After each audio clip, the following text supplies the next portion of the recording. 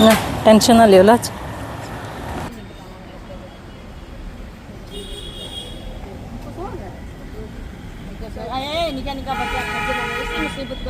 हम इस वक्त हैं फॉरेस्ट डिपार्टमेंट में।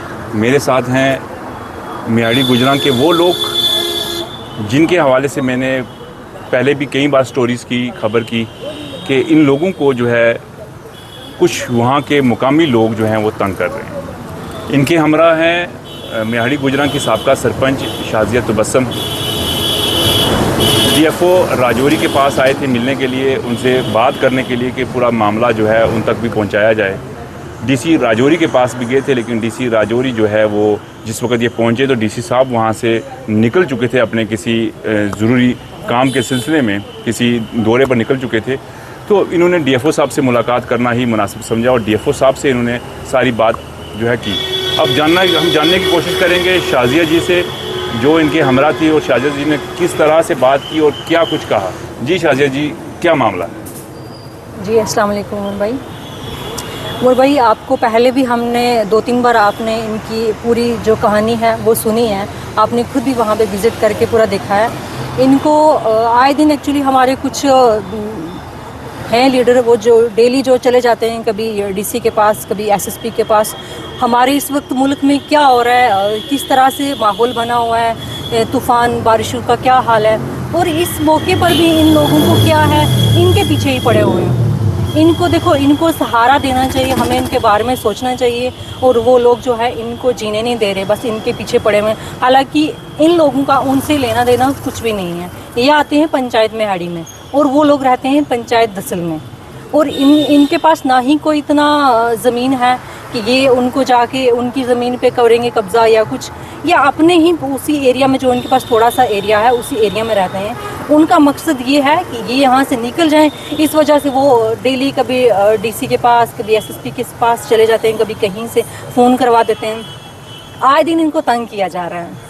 तो मैं अब इसी सिलसिले में हम डीसी साहब के पास भी गए थे, तो जब तक ये लोग पहुंचते वहाँ पे डी सर कहीं निकल गए थे किसी काम से, तो इसलिए हम डीएफओ सर के पास आए हैं। और मेरी यही रिक्वेस्ट है कि इन लोगों को तंग मत किया जाए।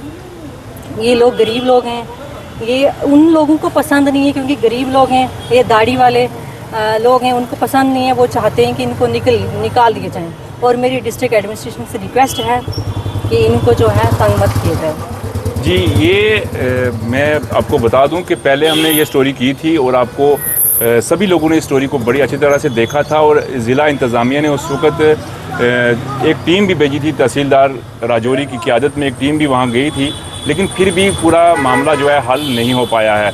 हर 6 महीने साल के बाद वहाँ पर कुछ लोग जो हैं इन लोगों को परेशान करने के लिए सामने आ जाते हैं, और इस बात तो हद हो गई कि एक मखसूस जमात के कुछ लोग जो हैं अब वो भी वहाँ के लोगों के साथ शामिल होकर इन्हें वहाँ से निकालने के लिए मनसूबाबंदी करते हैं।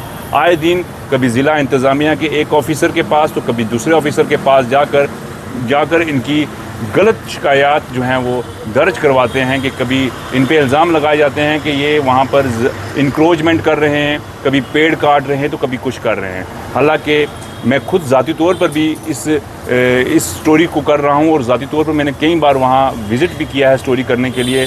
मैंने इनके हालात भी देखे हैं इन लोगों के कि किस तरह से छोटे छोटे कुल्ले बनाए हुए हैं इन लोगों ने और वहाँ पर अपनी ज़िंदगी बसर कर रहे हैं। लेकिन कुछ चंद मफाद परस्त लोग जो हैं जो इन्हें पसंद नहीं करते हैं, और इनके ख़िलाफ़ आए दिन मनसूबाबंदी की जाती है।